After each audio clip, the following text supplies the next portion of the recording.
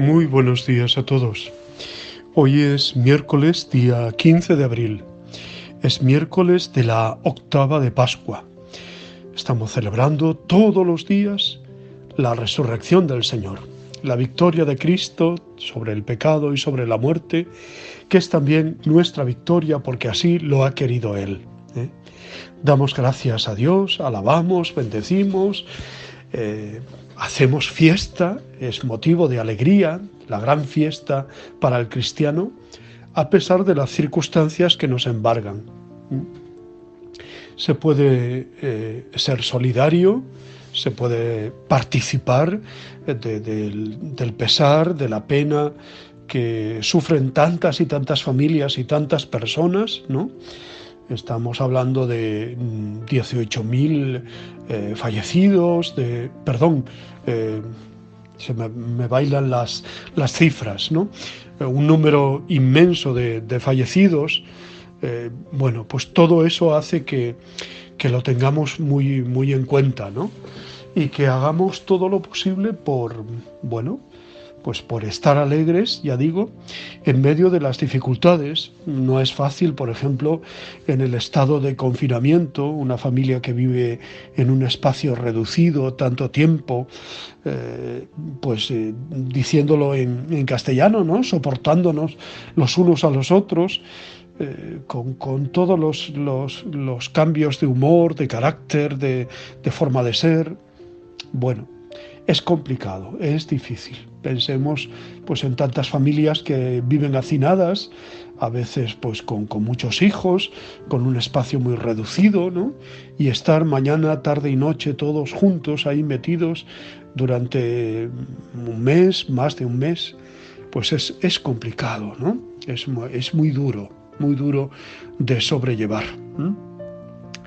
Bueno, pues ya digo, vivamos la buena noticia que tenemos que comunicar, la noticia de la resurrección del Señor.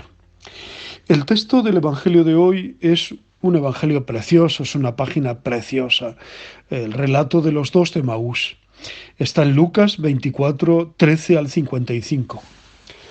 Algunos historiadores, o mejor dicho, exegetas de la palabra de Dios, de la Sagrada Escritura, dicen que el relato no es propiamente real, sino que es una catequesis sobre la Eucaristía que el evangelista pues armó con esos elementos, ¿no? De una historia más o menos novelada, ¿no?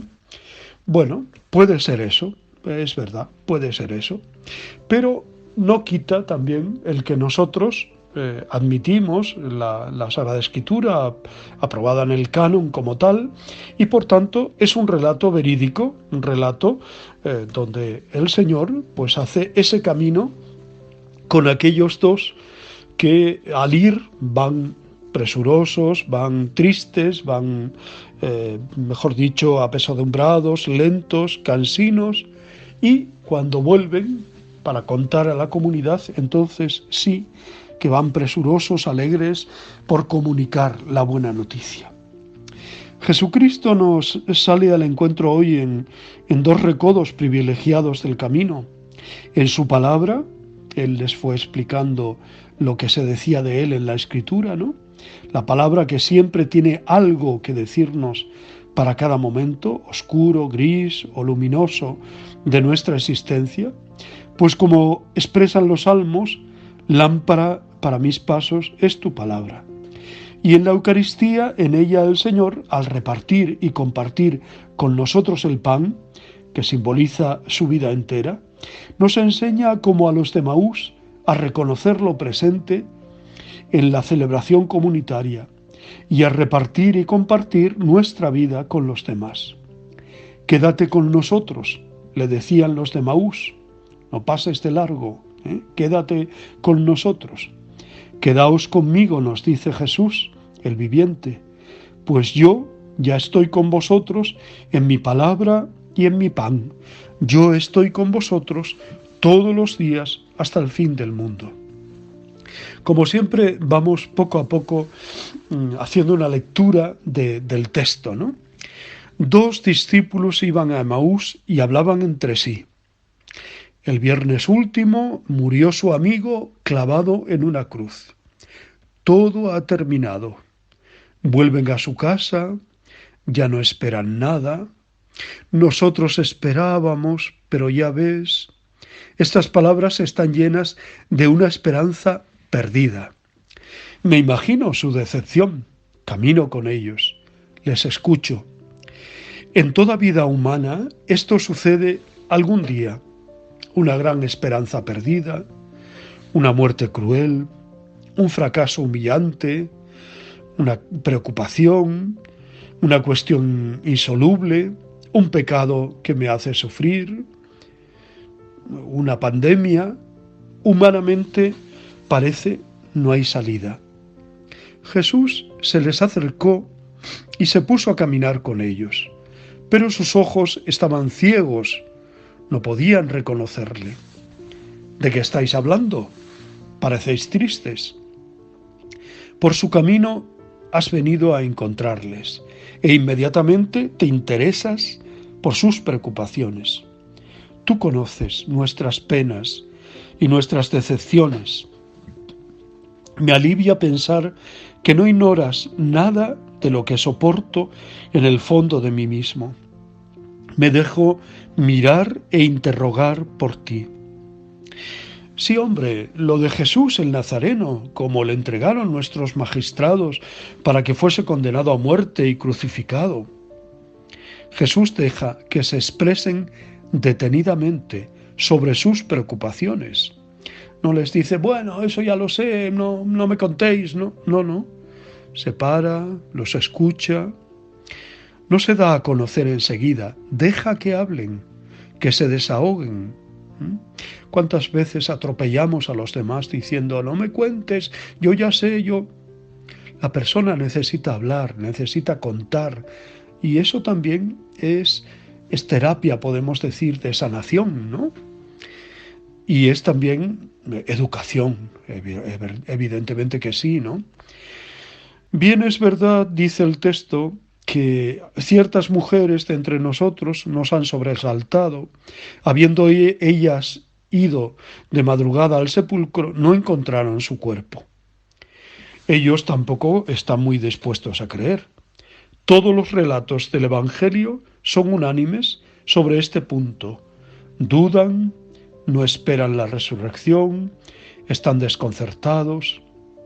El relato de San Lucas ha sido elaborado totalmente para hacernos comprender cómo se puede reconocer a Jesús, cómo se avanza lentamente de la duda, de la desesperación, a la fe. Hay hombres tardos de corazón para creer todo lo que vaticinaron los profetas, y comenzando por Moisés y por todos los profetas, les fue declarando cuanto a él se refería en todas las Escrituras.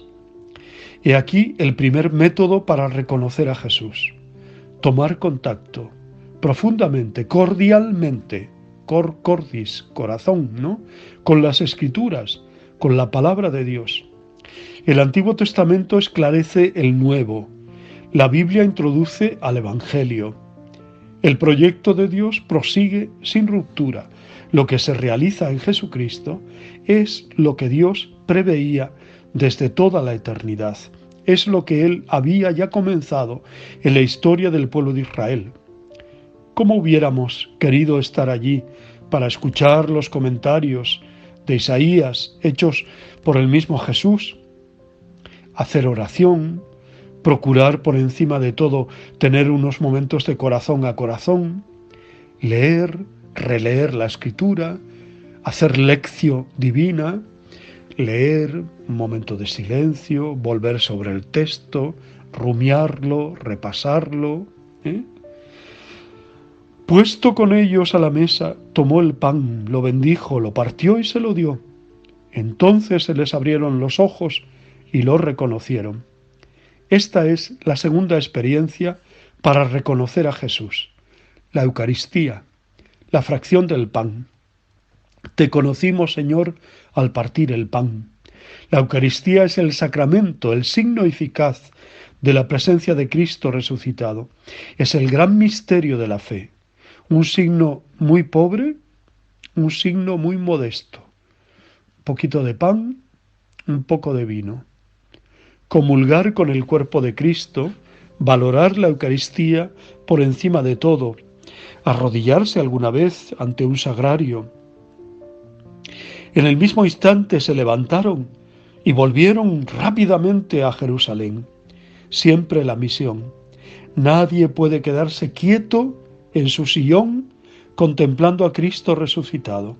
Hay que ponerse en camino e ir al encuentro de los hermanos. La fe es apoyarse en la fe de los hermanos. Que tu fe sirva igualmente de apoyo para los otros. Nos ayudamos unos a otros. Como decimos en cursillos, nos salvamos en racimo. Pues les invito en este día de hoy a coger el texto, a leerlo, a rumiarlo, a repasarlo, porque es un texto precioso, no necesita homilía, habla él solo.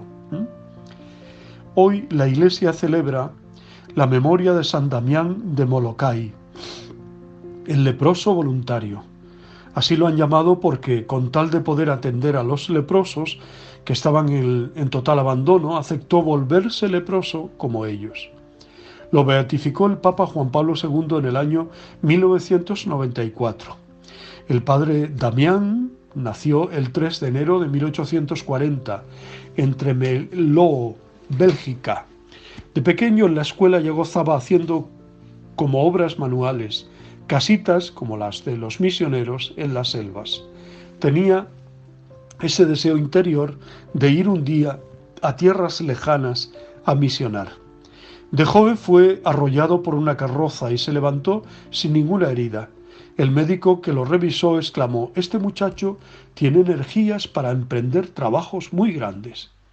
Un día, siendo apenas de 8 años, dispuso irse con su hermana a vivir como ermitaños en un bosque solitario, a dedicarse a la oración. El susto de su familia fue grande cuando notaron su desaparición. Afortunadamente, unos campesinos los encontraron y los devolvieron a casa. De joven tuvo que trabajar muy duro en el campo para ayudar a sus padres, que eran muy pobres.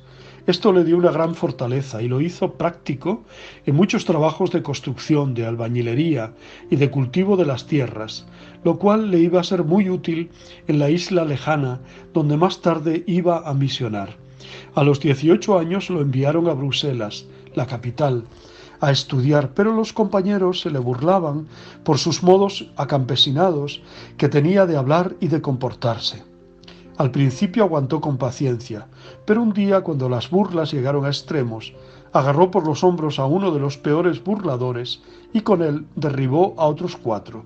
Todos rieron, pero en adelante ya le tuvieron respeto y pronto, con su amabilidad, se ganó las simpatías de sus compañeros. A los 20 años escribió a sus padres pidiéndoles permiso para entrar de religioso en la comunidad de los Padres de los Sagrados Corazones. Su hermano Jorge se burlaba de él diciéndole que era mejor ganar dinero que dedicarse a ganar almas. El tal hermano perdió la fe más tarde. Una gracia pedida y concedida. Muchas veces se arrodillaba ante la imagen del gran misionero San Francisco Javier y le decía al santo: «Por favor, alcánzame de Dios la gracia de ser un misionero como tú». Y sucedió que a otro religioso de la comunidad le correspondía irse a misionar a las islas Hawái, pero se enfermó y los superiores le pidieron a Damián que se fuera él de misionero.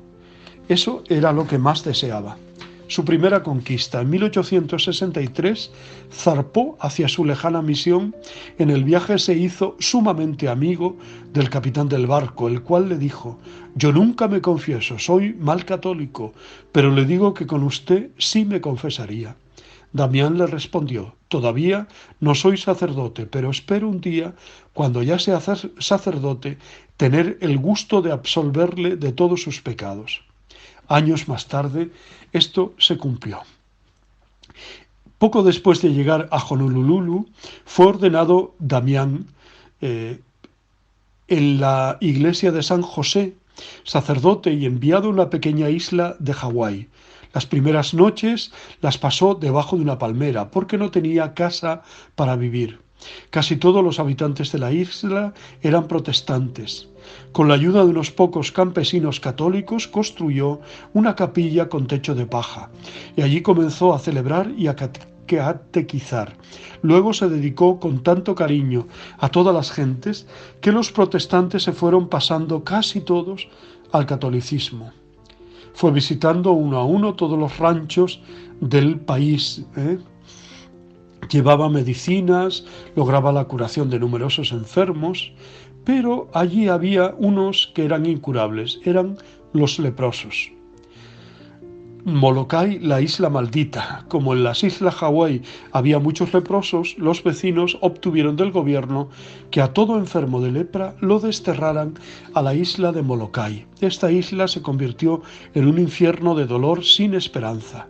Los pobres enfermos perseguidos en cacerías humanas eran olvidados allí y dejados sin auxilios y sin ayuda. Para olvidar sus penas se dedicaban los hombres al alcoholismo y los vicios, y las mujeres a toda clase de supersticiones. Al saber estas noticias, el padre Damián le pidió al señor obispo que le permitiera irse a vivir con los leprosos a Molokai. A monseñor le parecía casi increíble esta petición, pero le concedió el permiso, y allá se fue. Llegó a las islas de los leprosos en 1873.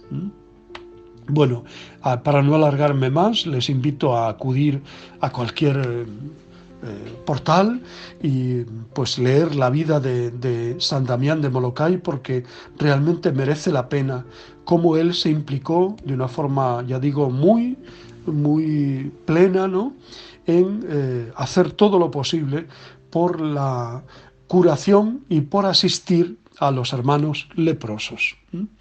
El 15 de abril de 1889, el apóstol de los leprosos voló al cielo a recibir el premio tan merecido por su admirable caridad. En el 94, el Papa Juan Pablo II, después de haber comprobado milagros obtenidos por la intercesión de este gran misionero, lo declaró beato.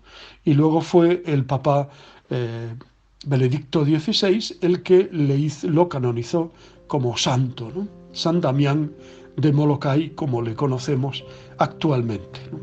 Pues damos gracias a Dios por la vida, la obra de este gran santo, y con este gran testimonio de servicio y de entrega total a los más pobres. Os deseo muy buen día, os abrazo y os bendigo en el nombre del Padre, del Hijo y del Espíritu Santo. Mucho ánimo para seguir adelante. Os quiero.